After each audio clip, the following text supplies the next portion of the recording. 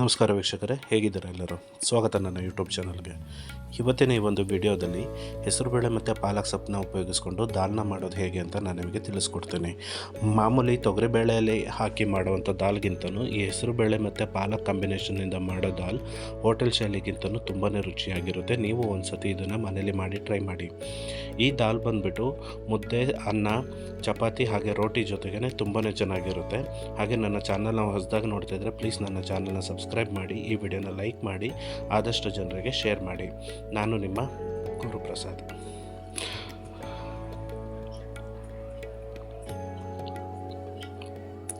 ಇಲ್ಲಿ ನಾನು ಈ ದಾಲ್ನ ಮಾಡೋದಕ್ಕೆ ಈ ಟೀ ಕಪ್ ಸೈಜಲ್ಲಿ 2 ಕಪ್ ಆಗುವಷ್ಟು ಹೆಸರುಬೇಳೆನ ತೊಗೊಂಡಿದ್ದೀನಿ. ಆ ಹೆಸರುಬೇಳೆನ ಸ್ಟಾರ್ಟಿಂಗ್ ನೀರು ಹಾಕಿ ಅದನ್ನು ಚೆನ್ನಾಗಿ ತೊಳ್ಕೊಂಡು ಆಮೇಲೆ ಅದನ್ನು ಕುಕ್ಕರ್ಗೆ ಹಾಕೋತಾ ಇದ್ದೀನಿ.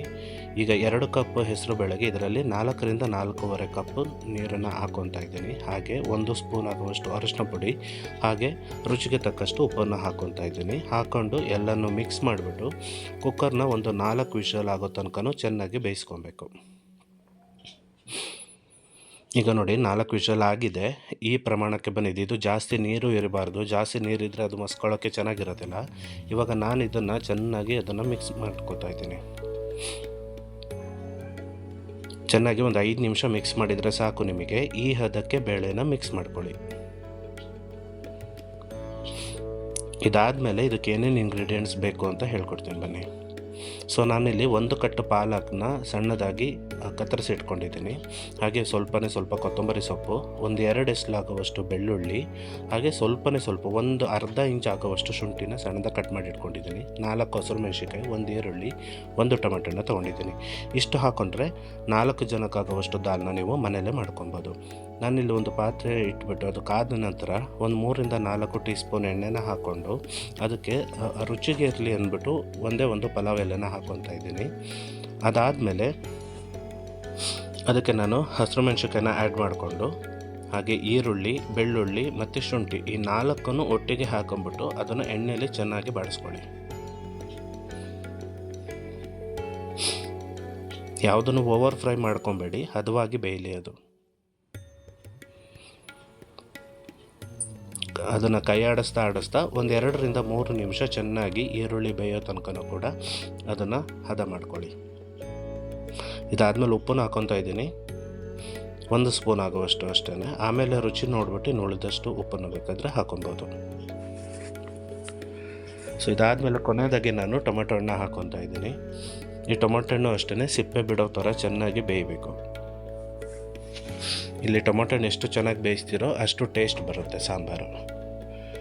ಇಲ್ಲಿ ಟೊಮೆಟೊ ಹಣ್ಣು ಬೆಂದಾದಮೇಲೆ ನಾನು ಕತ್ತರಿಸಿಟ್ಕೊಂಡಿದ್ದಂಥ 1 ಕಟ್ಟು ಪಾಲಕ್ನ ಇದಕ್ಕೆ ಹಾಕ್ಕೊತಾ ಇದ್ದೀನಿ. ಪಾಲಕ್ಕು ಕೂಡ ಅಷ್ಟೇ ಇಲ್ಲಿ 1ರಿಂದ 2 ನಿಮಿಷಗಳ ಕಾಲ ಚೆನ್ನಾಗಿ ಬೇಯಬೇಕು. ಇಲ್ಲಿ ನಾನು ತೋರಿಸ್ತೀನಿ ನೋಡಿ ಯಾವ ಹದಕ್ಕೆ ಬೇಯಬೇಕು ಅಂತ. ನೋಡಿ ಈ ಮಟ್ಟಕ್ಕೆ ಬೇಯಿಸ್ಕೊಬೇಕು ನೀವು ಪಾಲಕ್ನ.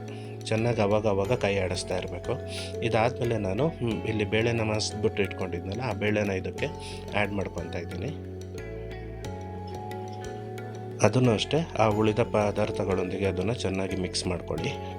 ಆಮೇಲೆ ನೀರಿನ ಕನ್ಸಿಸ್ಟೆನ್ಸಿ ನೋಡಿಕೊಂಡು ಜಾಸ್ತಿ ತೆಳ್ಳಗೆ ಮಾಡ್ಕೊಂಬಿಡಿ, ಸ್ವಲ್ಪನೇ ಗಟ್ಟಿ ಇರಲಿ. ನಾನಿಲ್ಲಿ 2 ಲೋಟದಷ್ಟು ನೀರನ್ನು ಹಾಕ್ಕೊಂಡು ಆ ಕುಕ್ಕರಲ್ಲಿ ಇದ್ದಿದ್ದನ್ನೆಲ್ಲ ಚೆನ್ನಾಗಿ ಮಿಕ್ಸ್ ಮಾಡ್ಕೊಂಡು ಇದಕ್ಕೆ ಹಾಕ್ಕೊತಾ ಇದ್ದೀನಿ.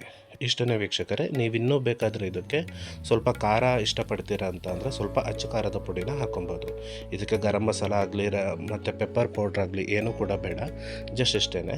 ಮತ್ತು ನೀವು ಇಲ್ಲಿ ಉಪ್ಪನ್ನು ಟೇಸ್ಟ್ನ ನೋಡಿಕೊಂಡು ಮತ್ತೆ ಉಪ್ಪನ್ನು ಹಾಕ್ಕೊಂಡು ಅದನ್ನು ಒಂದು 3ರಿಂದ 5 ನಿಮಿಷಗಳ ಕಾಲ ಚೆನ್ನಾಗಿ ಕುದಿ ಬರೋ ಥರ ಅದನ್ನು ಕಾಯಿಸ್ಕೊಬೇಕು.